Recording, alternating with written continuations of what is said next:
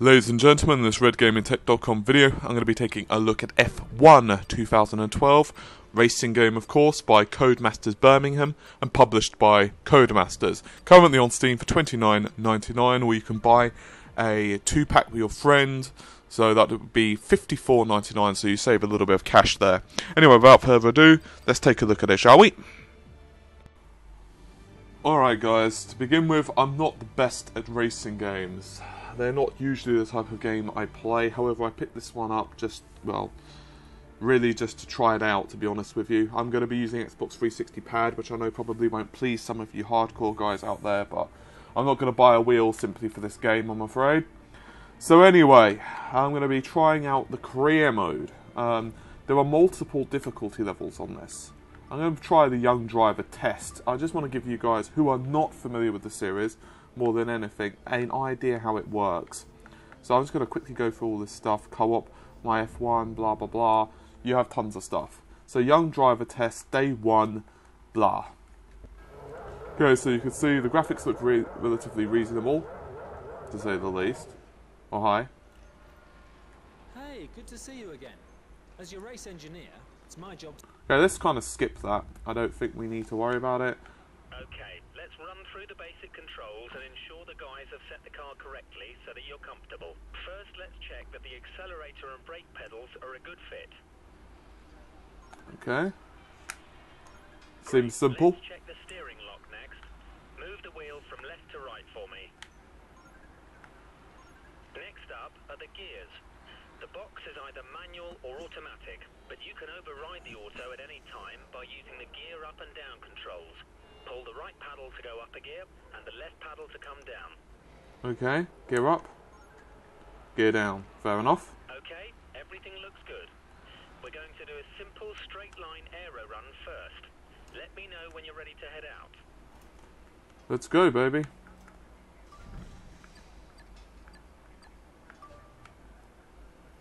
Huh, interesting.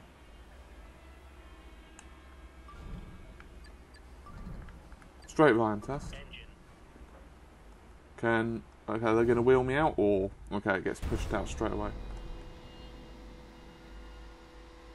Excellent. Okay, before we start, I want to let you know that you can change the camera position by pressing the change camera button.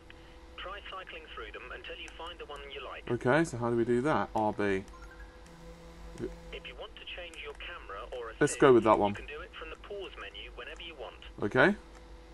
Let's have a quick look at that, shall we? Driving assists. Okay, ABS, 3D racing line, automatic gearbox, blah blah blah. Yeah, I basically am taking the weedy way out of this. You can see there is tons of stuff, however. OSD, this allows you to change mini-maps, so on, proximity arrows. Audio, simple. Don't think it really takes me to tell you what that one is. So anyway. First test is a simple straight line aero test. Head down the track, accelerating past 160 miles per hour, then brake, so that you come to a complete stop in the designated area. The engine is locked to lean, so it's down a little on power at the moment, but it'll give us a consistent reading. Okay.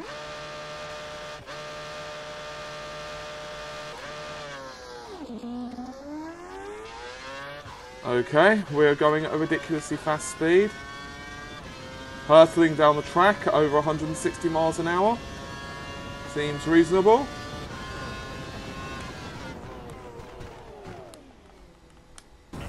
Excellent. We got some good data, and you're on the brakes at just the right time. Oh, passed! Well, I'm doing reasonably well. That's better than what I thought it could be. Okay, so watch the Racing 101 to learn about the key elements of racecraft, car performance, and so on. Okay. Do we have to do that? Apparently we do. There's also free run wet. Drive around your car. Okay, you know what? Let's just go for the racing video. If it's too boring, I'll cut it out. Modern Formula 1 cars have around 750 brake horsepower being sent to the rear wheels. The delivery can be very violent, so you must be careful to be smooth and precise with all your inputs so that you don't unsettle the car and cause a spin. At speed, the car's aerodynamics generate a lot of downforce, forcing the car to the track. To work efficiently with downforce, you should put a lot of force into the brake pedal initially, slowly reducing the pressure as they turn in for the corner, as you'll have less grip at this stage and be asking the tyres to work harder. Okay. When navigating a corner, stay as wide as possible before sweeping in to clip the corner's apex, taking as straight a line as possible. This allows you to get on the accelerator earlier and straighten up the car on the exit of the corner, slowly increasing the pressure on the accelerator as you exit the corner until you're confident the rear wheels will no longer spin, at which point you can use full power. Okay. I'm actually going to leave that in because I figure, well, for people like me, it gives you an idea just how, to basically move a car. So that's always a, plus. Okay. Hairpin turn test. In before failure. Okay. For this test, we need you to accelerate towards the hairpin corner, turn in at the correct point, hit the apex, and accelerate past 185 miles per hour out of the corner. We need you to stop in...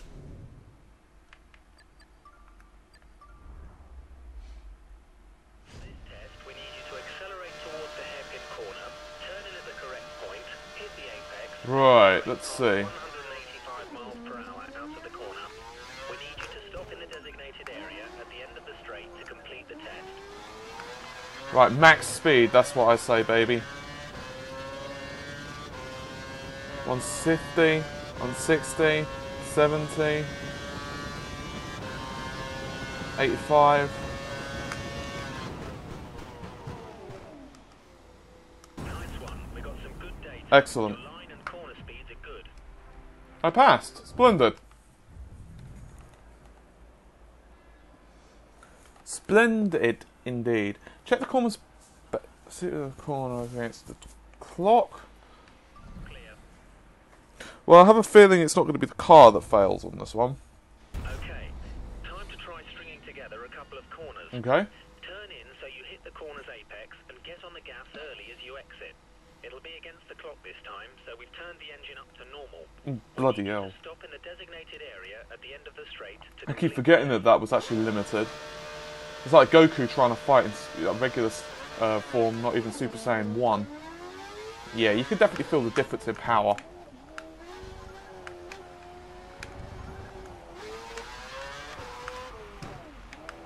You feel like you're bloody...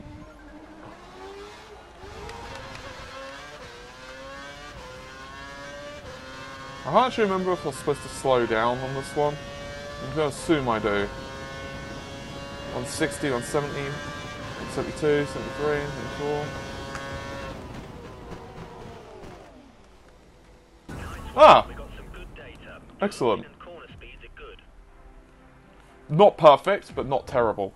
So far I'm getting a rough idea of how to do this. So, KERS and DRS video. I'm going to be getting intimate knowledge of this. KERS delivers an additional 80 brake horsepower to the rear wheels at the press of a button. It can be used in short bursts or all at once for around 7 seconds per lap. KERS can be used at any time in any session and can be used for overtaking or defending. Deploying KERS in the low gears gives the best return and can pay off greatly when used at the start. The KERS charge will automatically refill every lap, but the KERS system can at times develop faults. However, these can be fixed while the driver is still out on track. DRS adjusts the angle of the rear wing, which reduces drag and gives around 10 to 12 kilometers per hour extra top speed. Wow. It can only be used in defined activation points during the race, when you're within 1 second of the car in front. It can be used whenever the driver wants in practice or qualifying, but only when dry tyres are fitted.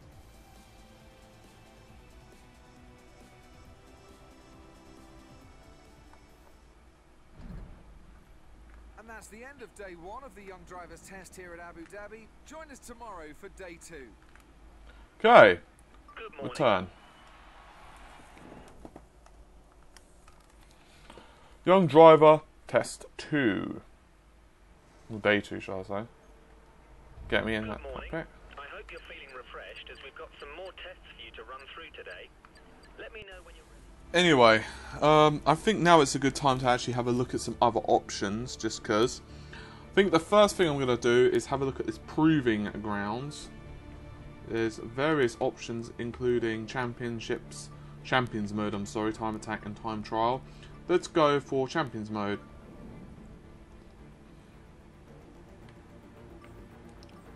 Let's go with the Iceman Returns.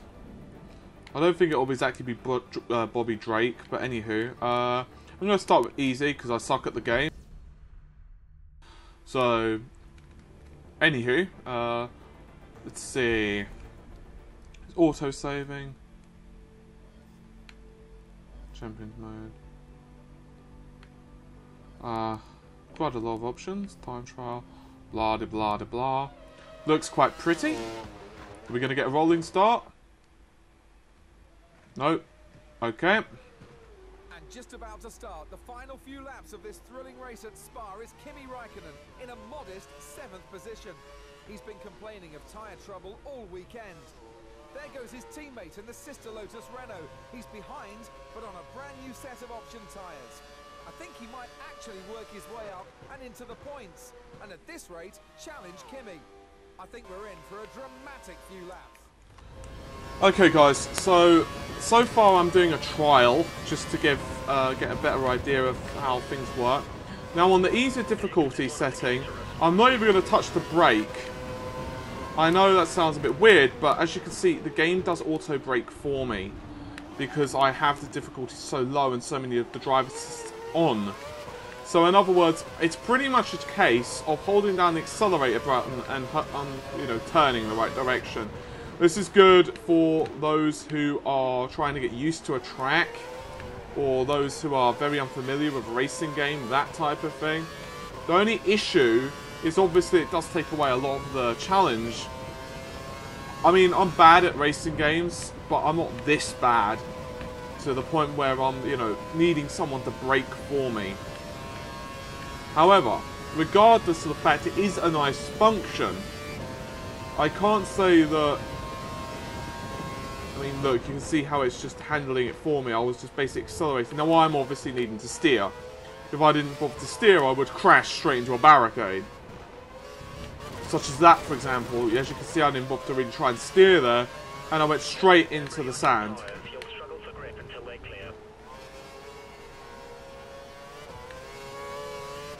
Also, you can see it does give you an outline of the way to go. So once again, this just gives you an idea of, you know, the racing line, as well as, it's kind of like basically when you're a kid and you've got stabilizers on your bike. Think of this as like so many stabilizers, it's quite silly, but you can turn each one off, of course. So for example, if we were to go to options and I was to go to driving assists, we could turn off brake assists. For example, we can turn off, let's go with corners only, dynamic line. Let's turn off everything. Let's just, actually I'll leave that on, and I'll leave traction control on to full. So I think that's a relatively reasonable example. Now, right now, let's try to, now notice I crash, because obviously I have no assist. There's also no lines. So it's kind of like you get an option, basically. You know, obviously I'm not really trying to race and do great here. I'm just trying to show you guys just how it works. I'm going to slow down a little bit, and I'm going to quickly disable more driving controls. Well, assists, should I say. I'm going to turn that off. I'm going to turn that off. Well, that doesn't really make a difference. Anywho. And I'll leave that on. Right, automatically the car feels a lot more, let's just say unstable.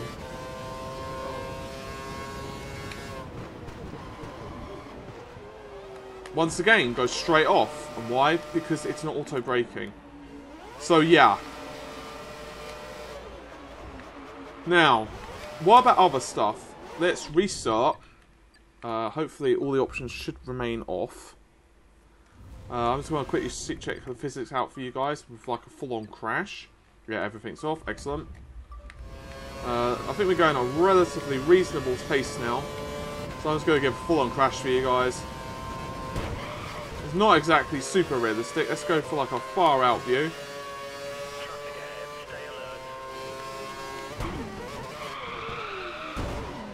So it's not like, you know, you're receiving damage to your car or whatever else. Reset to track. You do get a bit of a penalty for that. Oh, awarded. Awesome, I've got an award. Anyway, I'm going to go back to the main menu. I'm just trying to show you guys everything I can. I know for a fact that I'm not great at the game, so... Oh, on the plus side, I get to a ridiculously fast speed. So obviously I'm just trying to show you guys some stuff, rather than actually, you know, try to progress that far. Because I'm sure some of you guys are going to be able to do far better than I. So, I'm going to go to quick race. Maybe I'll practice a little bit and be able to, you know, actually play. But regardless, we have all these different options. I'm just going to go with Lotus. Why the hell not? I'm going to go with... Actually, I'm not, because that was the guy that just beat me. I'm going to go with... What shall we go with? What shall we go with? I know all you guys really follow stuff, or quite a lot of you guys who watch the review. I don't, to be honest. I'm more of a bodybuilder than a racer. Camera, nose cam. I'll go with cockpit. Race only. Participation level. Let's go with race only. Race distance, 3 laps sounds good to me. Difficulty level, I'm going to go with custom. Okay, custom's just sodded off. Weather settings, dynamic. I want some rain, baby. I want to see what it looks like in rain. I think it's going to be pretty cool. Let's see a nice one. What looks cool? That looks very cool.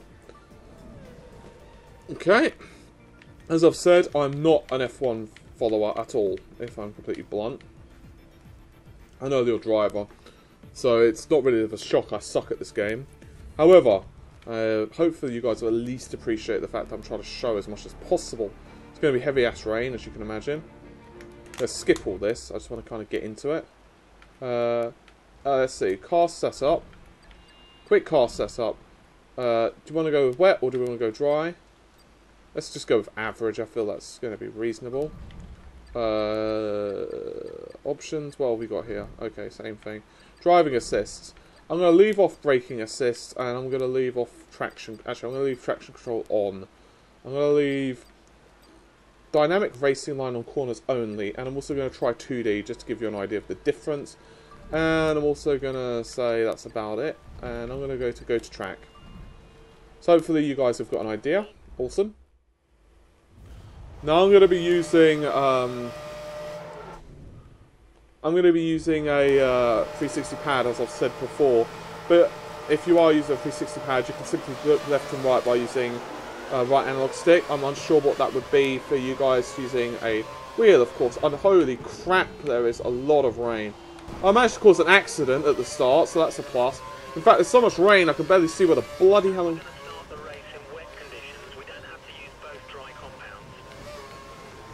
Okay, I managed to basically cause an accident and spin out. Wow, it's really slippery. I mean, I know it's a really stupid statement considering the amount of rain I should choose, but damn.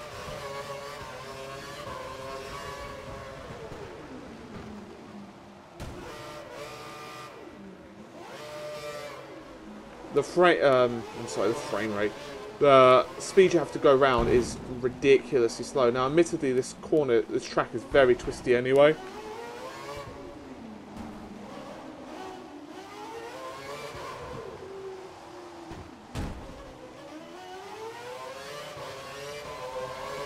However, now we've got a dry section, you can see the huge difference it makes. Obviously, my tyres are still a little bit wet. They're not going to dry out instantly. But still...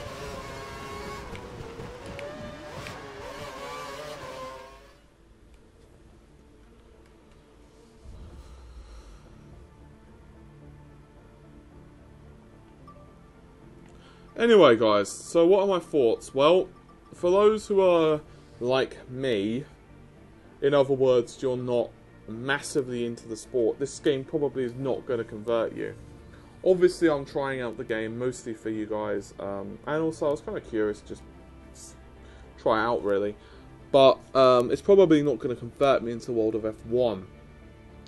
However, for those of you who are curious about F1, more to the point for those of you who are kind of looking to get into it, but not really sure if you can get into it at a level where, you know, you'll be able to hang and enjoy the game. Then there is a lot of driver assists, so you're not going to feel too intimidated. I mean, pretty much you can get to the point where all you have to do is steer and hold the accelerate button. On the other hand, you can then start turning off the, you know, the baby guides, if you will, and pretty much you're left with a very solid game. Now, I can't tell you exactly how accurate it is in comparison to, say, other F1 simulators, but what I can tell you is that you are going to have a challenge. There is also a crap ton of options, including career mode. So hopefully you guys have at least found it somewhat helpful. Apologies that I'm not slightly better at this, but hey, I've never claimed to be good at racing games.